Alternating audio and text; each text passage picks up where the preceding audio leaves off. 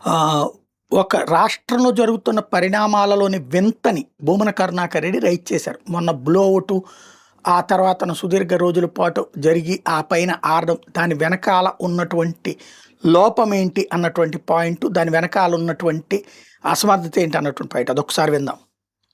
ఈ మధ్య కాకినాడ తీరంలో జరిగిన బ్లోట్లో జరిగినటువంటి తప్పిదాలను గురించి మాట్లాడవలసినటువంటి అవసరం ఎంతైనా ఉన్నది. ఓఎన్జీసీ తీసుకున్నటువంటి ఆ కార్యక్రమంలో ఓఎన్జీసీ వాళ్ళు డీప్ ఇండస్ట్రీస్ అనేటువంటి ఒక అనామక ప్రైవేటు సంస్థకు ఆ బాధ్యతను అప్పగించటము, పెద్ద ఎత్తున 150 అడుగులకు పైగా మంటలు చెలరేగి వందల కోట్ల రూపాయల నష్టం జరగటము, ఆ నష్టానికి బాధ్యత ఓఎన్జీసీ స్వీకరించటము, మొత్తం రైతాంగానికి సంబంధించినటువంటి పంట పొలాలన్నీ కూడా సర్వనాశనం అవ్వటము, వందలాది కొబ్బరి చెట్లు నాశనమైపోవటము, దీని వెనుక బాధ్యత రాహిత్యం స్పష్టంగా కనపడుతోంది. ఈ బాధ్యత రాహిత్యాన్ని కప్పిపుచ్చుకోవడానికి ప్రభుత్వ పెద్దలు, అధికారులు, మంత్రులు, ఎమ్మెల్యేలు, ఎంపీలు అందరూ కూడా ఇది చాలా సహజమైనటువంటి ప్రక్రియ అన్నట్టుగా మాట్లాడటం మరింత బాధ కలిగించేటువంటి విషయం. ఈ డీప్ ఇండస్ట్రీస్ అనేటువంటి సంస్థకు ఏ రకమైనటువంటి పెద్ద ఎత్తున అనుభవం లేకపోయినప్పటికీ కూడా వాళ్లకు ఇవ్వటంలో ఉన్నటువంటి మతలబు ఏంటి? ఈ డీప్ ఇండస్ట్రీస్ కు సంబంధించినటువంటి సంస్థతో ఈ రకమైనటువంటి తప్పిదాలు జరిగినప్పుడు అక్కడ ఉన్నటువంటి అధికారులకు, రాజకీయ నాయకులకు ఉన్నటువంటి బాంధవ్యం బయటికి రావాల్సినటువంటి అవసరం ఉన్నది. మీ అరాచకాలకు, మీ అకృత్యాలకు, మీ దోపిడీకి సామాన్యులు బలైపోవటం, రైతాంగం సర్వనాశనం అయిపోవటం ఎంతో బాధ కలిగించేటువంటి విషయం. ఓ అమెరికన్ కంపెనీ అక్కడ నుంచి, అక్కడ బాధ్యతలు నిర్వహించాల్సినటువంటి కంపెనీ ఈ సంఘటన జరిగిన వెంటనే ఎందుకు పారిపోయింది అన్నటువంటి విషయాలు బయటికి రావాలి. మొత్తం వ్యవహారం అంతా కూడా జరుగుతున్నప్పుడు అక్కడ ఉన్నటువంటి సంబంధిత ఉద్యోగస్తులు, అధికారులు నవ్వుతూ కనిపిస్తున్నటువంటి వీడియో చూస్తే ఎవరికైనా కూడా గుండెలు తరుక్కుపోతున్నాయి. ఈ డీప్ ఇండస్ట్రీస్ అన్నది ఎవరిది? వాళ్ళు ఎలా రంగప్రవేశం చేశారు? దీని వెనుక ఉన్నటువంటి పెద్దలు ఎవరు?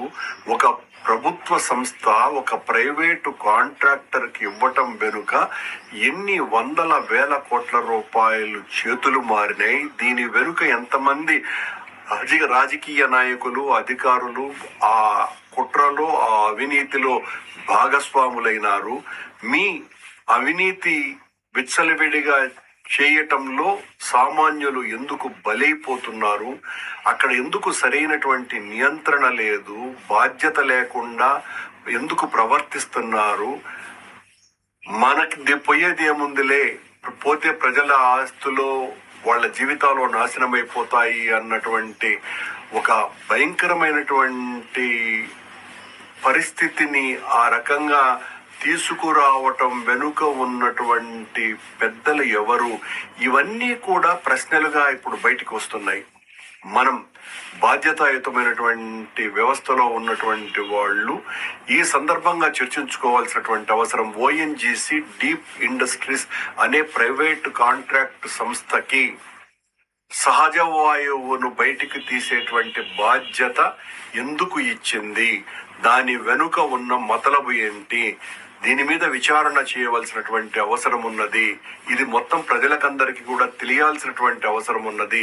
దీని వెనుక ఖచ్చితంగా కుట్ర దాగి ఉన్నది. అక్కడ పరిపాలనా వైఫల్యం పూర్తిగా కనపడుతోంది.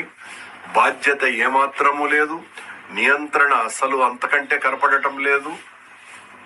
వేల కోట్ల రూపాయల ప్రభుత్వ ధనం వృధాగా ఈ బ్లోఅవుట్ వలన నాశనమైపోయిన ప్రైవేటు వ్యక్తులకు ఇది ఒక పండుగలాగా, ఒక వనరులాగా మారటం వెనుక ఉన్నటువంటి వాస్తవాలు తెలియాల్సినటువంటి అవసరాన్ని నిన్న జరిగినటువంటి బ్లోఅవుట్ చాలా స్పష్టంగా తెలియజేస్తున్నది. ఇదేదో సాంకేతిక నిపుణులకు సంబంధించినటువంటి వ్యవహారంగా మాత్రమే దాన్ని చూసి వదిలేయటం చాలా తప్పు. ఈ సంఘటన వలన వేలాది ఎకరాలలో రైతులు నష్టపోయినారు. వందలాది కొబ్బరి చెట్లు పూర్తిగా కాలిపోవటం జరిగింది. ప్రభుత్వానికి పెద్ద ఎత్తున నష్టం వచ్చింది. కానీ ప్రైవేటు వ్యక్తులు, అధికారులు, ప్రభుత్వ పెద్దలు పెద్ద ఎత్తున బాగుపడటానికి దోహదం చేస్తున్న ఈ డీప్ ఇండస్ట్రీస్ యొక్క మతలబు ఏంటి అన్నటువంటి విషయాలు తెలియాల్సినటువంటి అవసరాన్ని ఈ సందర్భం గుర్తు చేస్తున్నది. ఇది అంటే దాని వెనకాల సంథింగ్ ఒక కుట్ర ఉంది అన్నటువంటి ఆరోపణ చేస్తున్నారు, అనుమానిస్తున్నారు. మరి దానికి ప్రభుత్వం ఏం సమాధానం చెప్తుందో చూడాలి.